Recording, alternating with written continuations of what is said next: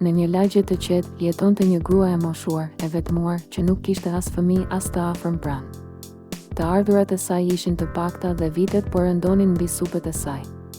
Një ditë të ftohtë, pasi kontrolloi dollapin dhe pa se nuk kishte asnjë thërri me ushqim, u ul në këndin e dhomës dhe nisi të qante. Me zë të ulët, por me zemër të mbushur me dhimbje e shpresë, nisi t'i lutej Allahut. O Zoti im, unë nuk kam askënd përveç teje. E di që ti nuk haron robërit e tu.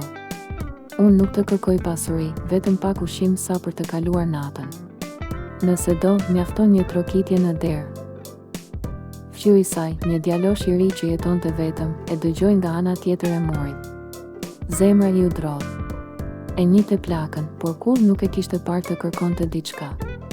Menjëherë u ngrit, mori disa gjëra nga kuzhina dhe zbriti në market.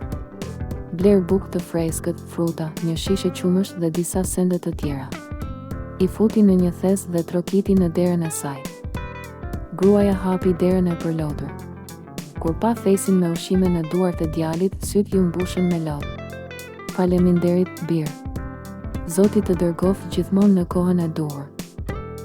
Djali, me modesti, tha. E dërgova unë. Të dëgjova duke qarë.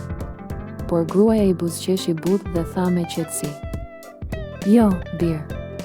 Zoti më dëgjoi mua. Ti je vetëm një nga mënyrat e tij për të më sjellë mëshirë. Dhe Zoti kur nuk vonon. Mësimi. Kur një zemër lutet me sinqeritet, Allahu e dëgjon edhe në heshtje. Ndonjëherë ndihma vjen në mënyrat më të thjeshta, por pas saj qëndron një Zot që kujdeset, edhe kur të gjithë të tjerët harrojnë.